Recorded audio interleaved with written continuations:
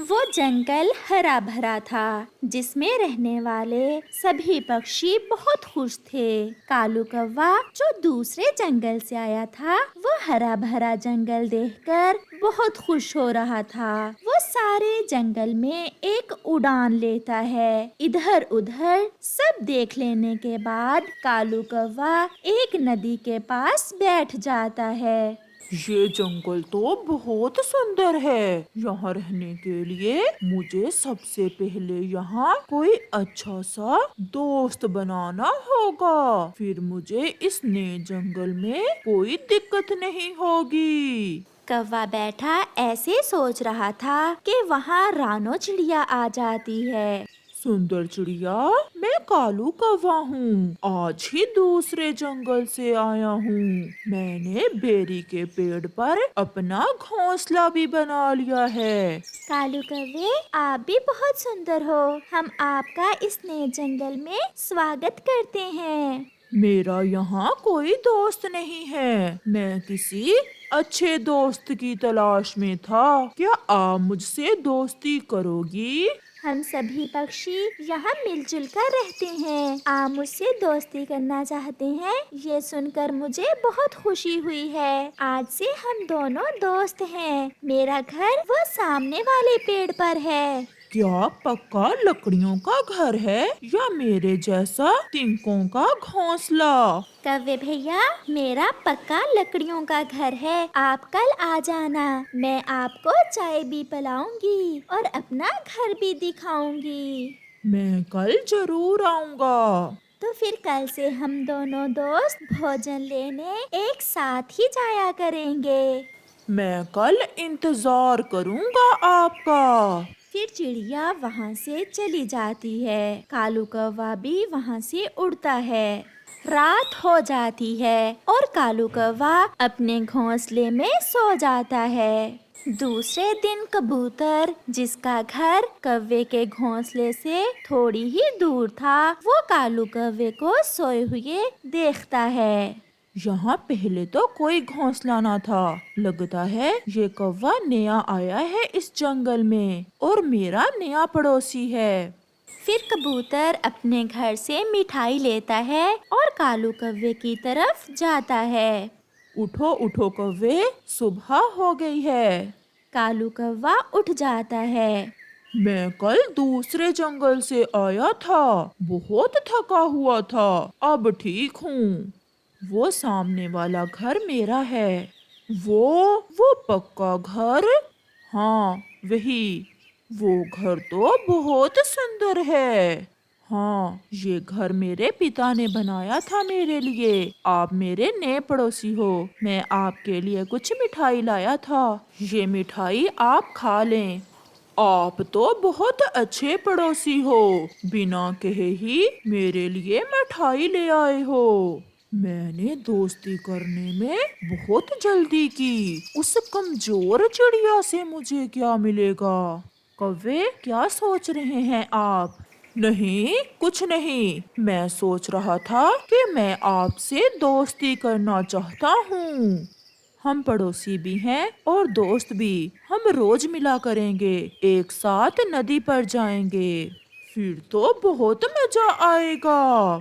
ऐसा कहते हुए कालू कौवा हंसने लग जाता है। फिर कबूतर वहाँ से चला जाता है और कालू कौवा मिठाई खाने लग जाता है। चिड़िया भी अपने घर से निकलती है। ठंड के मौसम में तेज धूप बहुत अच्छी लग रही थी। मैं पहले अपने दोस्त कालू कौवे की तरफ जाती हूँ। उसे भी अपने साथ लेकर फिर भोजन लेने जाऊंगी। ऐसा सोचते हुए चिड़िया कालू कौवे के घोंसले की तरफ जाती है। दोस्त चले, मैं आपको लेने आई हूँ। दोस्त? कौन दोस्त? मैं तुम्हारा दोस्त नहीं हूँ। ये कैसा मजाक कर रहे हैं आप? कल नदी पर आपने खुद ही तो मुझसे दोस्ती की थी। मैं भूल गया था कि तुम एक चिड़िया हो। मुझे कुछ नहीं दे सकती हो तुम। मैंने अभी अभी कबूतर से दोस्ती कर ली है। ये देखो, कबूतर मुझे मिठाई दे कर गया है। तुम्हारे जैसे पक्षी किसी के दोस्त नहीं होते। तुम एक दुष्ट कौवे हो। ऐसा कहते हुए चिड़िया गुस्से में वहाँ से चली जाती है। बेइज्जती हो गई चिड़िया, कमजोर चिड़िया। कालू खुद से ऐसा कहते हुए हंसने लग जाता है। 2-3 दिन गुजर जाते हैं। कालू कौवा कबूतर के साथ ही नदी पर जाता और कबूतर के साथ ही भोजन की खोज में। यार कौवे, कल मैं अपनी बहन के पास जा रहा हूँ। मैं थोड़ी देर से आऊँगा। तुम शाम को मेरा भी भोजन लेते आना। हाँ हाँ, क्यों नहीं। मैं अपने दोस्त के लिए भोजन ले आऊँगा। फिर कबूतर अपनी बहन के पास और कालू कौवा जंगल में घूमने निकल जाता है। कालू कौवा उड़ते हुए जा रहा था कि उसे मीठे मीठे पके हुए अमरूदों की खुशबू आती है। कौवा खुशबू की दिशा में उड़ता है। वो अमरूदों के बाग में पहुंच जाता है। वहाँ एक तोता बैठा हुआ था। मिठू तोते, क्या ये अमरूदों का बाग आपका है? तो और क्या तुम्हारा है? देख नहीं रहे, मैं ही यहाँ बैठा हुआ हूँ। बहुत खुशबू आ रही है पके हुए अमरूदों की। मैं अभी थोड़े दिन पहले ही इस जंगल में आया हूँ। आपका घर कहाँ है? बेरी के पेड़ पर। मैं इसी बाग में ही रहता हूँ। जब भूख लगती है अमरूद खा लेता हूँ। बहुत मजे की जिंदगी गुजार रहा हूँ। मैंने बहुत जल्दी की दोस्ती करने में। वो कबूतर एक दिन मुझे मिठाई देकर गया था और आज उसने मुझे कहा कि मैं उसके लिए भोजन लेकर आऊं। मुझसे दोस्ती कर लो, मैं यहाँ बाग में अकेला ही बोर होता रहता हूँ। दोनों मिलकर अमरूद खाया करेंगे।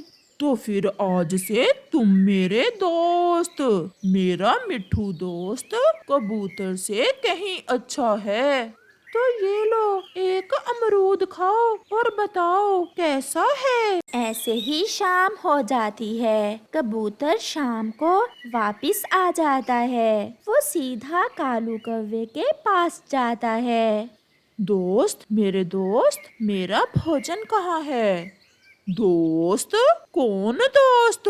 मैं कोई नौकर हूँ तुम्हारा जो तुम्हारा भोजन लाऊं। चल भाग यहाँ से। मेरी दोस्ती आज तोते से हो गई है। तुम यहाँ से जा सकते हो। मुझे पता तो था कि कौवे किसी के दोस्त नहीं होते, मगर मैंने फिर भी तुम्हारा विश्वास किया। ये मेरी बड़ी गलती थी। मुझे डिस्टर्ब ना कर, जाओ यहाँ से। फिर कबूतर वहाँ से चला जाता है। कबूतर भैया, आप ये भोजन खाइए। वो कोई दुष्ट कौवा है, उसने मेरे साथ भी ऐसा ही किया था। दूसरे दिन मुंह अंधेरे ही कालू कौवा अमरूदों के बाग में जाने की तैयारी करता है। वो अपने साथ एक टोकरी लेता है और उड़ता है। रास्ते में चिड़िया और कबूतर बैठे हुए थे। वो उनसे कहता है, मैं अपने नए दोस्त मिठू तोते के बाग में अमरूद खाने जा रहा हूँ। आ जाओ अगर खाने हैं। ऐसा कहते हुए कालू उड़ता जाता है। वो अमरूदों का बाग तो चील का है और ये मिठू का बोल रहा है। मिठू तोते ने जरूर इसे उल्लू बनाया होगा। अभी तक मेरा दोस्त मिठू नहीं आया। चलो मैं थोड़े से अमरूद तोड़ लेता हूँ अपने दोस्त के बाग से। फिर कालू अमरूद तोड़कर अपनी टोकरी भर लेता है और बैठकर मजे मजे से अमरूद खाने लगता है। पीछे से मिठू तोता चील को साथ लेकर आ जाता है। चील दी, नया चोर पकड़ा गया। अब मुझे जाने दे। मैंने तो आपका एक अमरूद चुराया था और 1 साल से आपका नौकर बनकर काम कर रहा हूँ। और इस दुष्ट कौवे ने तो सारा बाग ही खाली कर दिया है। नहीं, ऐसा नहीं हो सकता। मिट्ठू, तुमने मुझे धोखा दिया है। फिर चील कालू कौवे की खूब पिटाई करती है और उसे नौकर बनाकर उससे अपने खेत में काम करवाती है। नदी के पास अमरूदों के 2 पेड़ थे। बाहर का मौसम आने ही वाला था और वो दोनों पेड़ फल देने की तैयारी कर रहे थे। उनमें से एक पेड़ विशाल था और शक्तिशाली था, जबकि दूसरा पेड़ थोड़ा कमजोर था। अब होगा मेरा और तुम्हारा मुकाबला।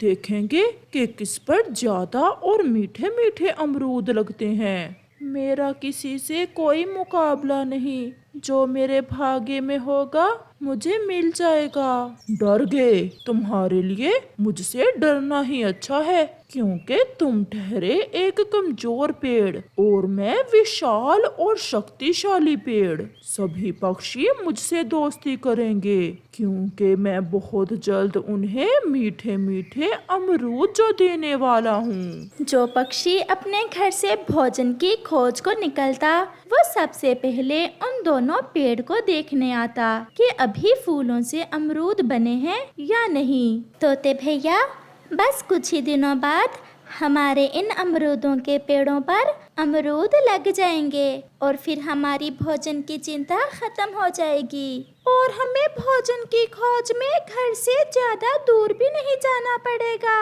मेरे अमरूद बहुत मीठे होंगे, क्योंकि मैंने पूरी तैयारी कर रखी है और आप सब पक्षी खुश हो जाओगे मेरे अमरूद देखकर। विशाल पेड़ भैया, हम सब पक्षी आप दोनों पेड़ों को देखने इसीलिए तो आते हैं। हर रोज हम सब बड़ी बेसब्री से आपके अमरूद बनने का इंतजार कर रहे हैं। परंतु चिड़िया, वो जो मेरे साथ वाला पेड़ है वो तो इस बार तुम्हें अमरूद नहीं दे सकेगा, क्योंकि वो बहुत कमजोर है और उस पर फूल भी बहुत कम लगे हैं। इतना घमंड अच्छा नहीं होता दोस्त। समय बदलते देर नहीं लगती। मैं कमजोर हूँ तो क्या हुआ, हूँ तो मैं भी तुम्हारे जैसा ही अमरूद का पेड़। खबरदार, चुप कर जाओ। अगर फिर कभी खुद को मेरे जैसा पेड़ कहा तो उखाड़ कर रख दूंगा तुम्हें जड़ से। अरे अरे, आप तो ऐसे ही लड़ रहे हैं। जब फल लगेंगे तो देखा जाएगा। समय गुजरता गया और फिर एक दिन दोनों पेड़ों के फूलों से छोटे छोटे कच्चे अमरूद बन गए।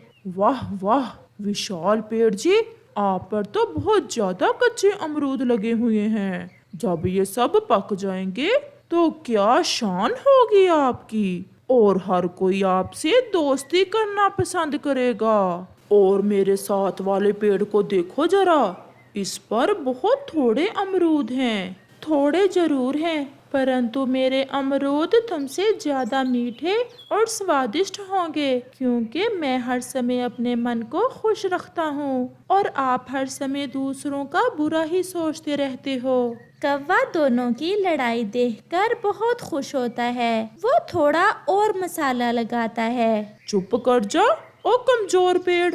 अगर हमारे बड़े पेड़ जी को गुस्सा आ गया तो छोड़ेगा नहीं तुम्हें। ऐसे वो कमजोर पेड़ डर के मारे चुप कर जाता है। चिड़िया और तोता भी वहाँ आ जाते हैं। अरे पेड़ जी, आप क्यों रो रहे हो? मेरा पड़ोसी हर समय मेरा मजाक बनाता है। मैं कमजोर हूँ तो इसमें मेरा क्या दोष है। आज फिर कौवा और विशाल पेड़ मिलकर मेरा मजाक बना रहे थे। आप चुप कर जाएं, कमजोर पेड़ जी। हम अभी जाकर विशाल पेड़ से पूछते हैं। विशाल पेड़ जी, आप अपने पड़ोसी से प्यार से क्यों नहीं रहते?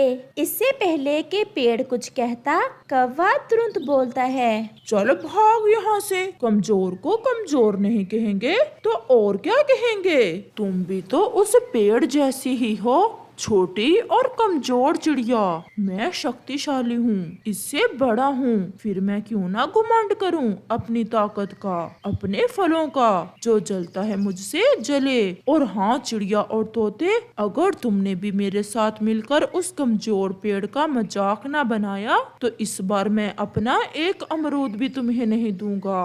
जैसा बुरा ये कौवा वैसे ही तुम। ऐसा कहते हुए तोता और चिड़िया वहाँ से चले जाते हैं। समय गुजरता गया और फिर एक दिन आसमान पर काले बादल छा जाते हैं और मौसम बहुत खराब हो जाता है। मेरे पड़ोसी, मेरे दोस्त, आसमान पर गहरे बादल हैं और मुझे लग रहा है आज रात तेज हवा भी चलेगी, इसलिए हमें आज रात जाग कर गुजारना होगी और खुद को हवा के जोर से बचाना होगा।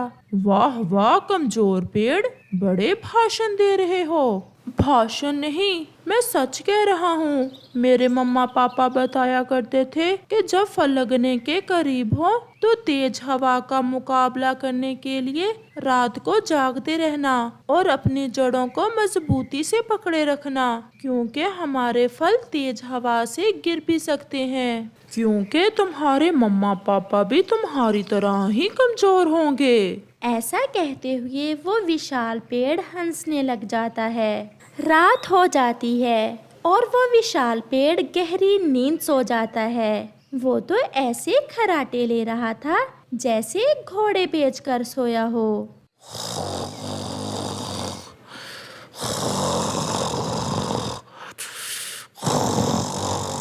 परंतु उसका पड़ोसी कमजोर पेड़ जाग रहा था। फिर तेज हवा शुरू हो जाती है। हवा बहुत तेज थी और उस विशाल पेड़ की डालियां एक दूसरे से टकरा रही थीं और वो आराम से सोया हुआ था, जबकि कमजोर पेड़ अपनी डालियों को मजबूती से थामे हुए था और वो खुद पर काबू किए हुए था। रात ऐसे ही गुजर जाती है और सुबह हो जाती है। उठो उठो पड़ोसी, देखो तुम्हें तुम्हारे घुमंड की सजा मिल चुकी है। आपके सारे ही अमरूद पकने से पहले ही गिर गए हैं। वो विशाल पेड़ भी उठ जाता है और अपने नीचे ढेर सारे कच्चे अमरूद देख वो बहुत दुखी हो जाता है। पड़ोसी, जल्दी से मुझे देखकर बताओ कि मेरे ऊपर कितने अमरूद बचे हैं। केवल एक अमरूद बचा है और वो भी छोटा है। फिर कुछ दिनों बाद सूरज की रोशनी और ठंडी हवा से उस कमजोर पेड़ के सारे अमरूद पक जाते हैं, जिन्हें खाने सभी पक्षी आ जाते हैं। देखा विशाल पेड़, आपने घुमंड किया और आपको आपके घुमंड की सजा मिली, परंतु वो घमंडी पेड़ तो ऐसे चुप था जैसे उसे सांप सूंघ गया हो। क्या मैं भी आपके थोड़े से अमरूद खा लूं? कौवा ऐसे कहता है तो वो कमजोर पेड़ मुस्कुराने लग जाता है। तो देखा दोस्तों कि हमें कभी भी घुमंड नहीं करना चाहिए, क्योंकि हमेशा गरूर का सर नीचा होता है।